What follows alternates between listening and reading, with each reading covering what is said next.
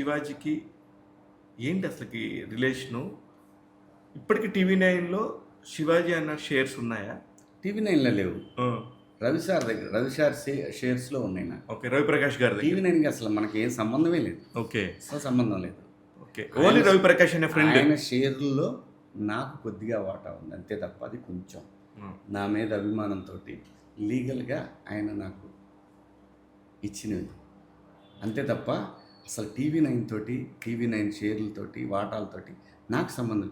TV నైన్లో శివ వాటాదారుడు అనుకో, అతని సొంత వాటాలు వదించి నాకు కొద్దిగా అంతే తప్ప అసలు ఇంకా అప్పుడు నీకు డైరెక్ట్గా టీవీ నైన్తో సంబంధం లేదు. అసలు సంబంధం లేదు ఎప్పుడు. నాకు అసలు ఏ రోజు సంబంధం లేదు. కానీ నాకు ఒకటి అన్నీ నాకు బాగా తెలుసు. కానీ ఒక్క స్టోరీ చెప్పండి, రవిప్రకాష్కి మీకున్న అనుబంధానికి సంబంధించి. అసలు ఎలా మీ ఇద్దరి పరిచయం స్టార్ట్ అయింది? జెమినీలో పనిచేశాను. అవును, జెమినీలో మీరు ఎడిటరు, ఆయన యాంకర్గా ఉండేవారు తేజ టీవీ, తేజ టీవీకి. అప్పుడు వచ్చే ఇంటర్వ్యూస్ ద్వారా ఉన్న పరిచయం, ఫ్రెండ్షిప్పే. అలా అలా అలా చెప్పాను. మనతో ఇప్పుడు నువ్వు ఎప్పుడు తెలిసావు? అవును, నువ్వు ఎప్పుడు తెలిసావు? ఫస్ట్ సినిమా నుంచి తెలుసు నాకు.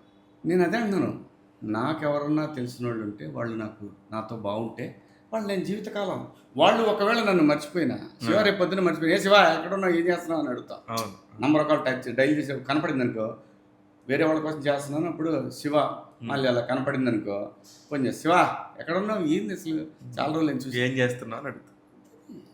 అంతే, ఆ పరిచయంతో అలాగా కంటిన్యూ. అంతే అంతే.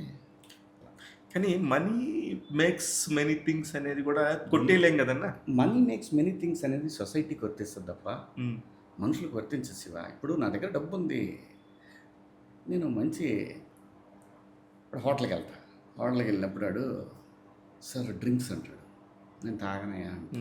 ఫ్రెండ్స్ కూడా ఓ పని చేయి, సోడాను లెమన్ కలిపి తీసుకురండి. లెమన్ పడదరా నాకు.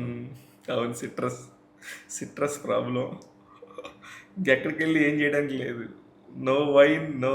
ఎందుకు, నా దగ్గర అన్నీ ఉన్నాయి, డబ్బులు ఉన్నాయి, నా దగ్గర కార్డ్స్ ఉన్నాయి, బ్యాంక్లో బ్యాలెన్స్ ఉంది, కార్లు ఉన్నాయి, ఊళ్ళో పొలం ఉంది. కానీ నేను తినలేనే, నేను అన్నీ తినలేను. అసలు బయట హోటల్స్ నేను తినలేను. నేను ఎక్కడికి పోయినా కూడా గట్టిగా భోజనానికి కూడా లేదు. నేను ఏమన్నా గట్టిగా తినాలి అంటే ఎలర్జీ ట్యాబ్లెట్ వేసుకొని తినాలి శివ. So sad. ఇంకా దేని గురించి శివ, ఇంకా దేని గురించి? అదే, అది ఓకేనా? అయితే ఒక్కొక్కడికి అన్నీ ఇస్తాడు. అవును, ఒక్కొక్కడికి అన్నీ ఇస్తాడు, వాడు తినడం చూస్తాడు. కోడిని అక్కడ పెట్టి కోట శ్రీనివాసరావు గారు లాగా కోడిని కట్టేసి చూస్తాడు. అది వాడి కర్మ. అదే వాడు కూడా అదే బ్యాచ్, మా బ్యాచే. గత జన్మలో ఎంతమందిని ఒళ్ళు కొట్టాడు, ఈ జన్మలో తినలేకపోతున్నాడు. ఇదేంది ఇది?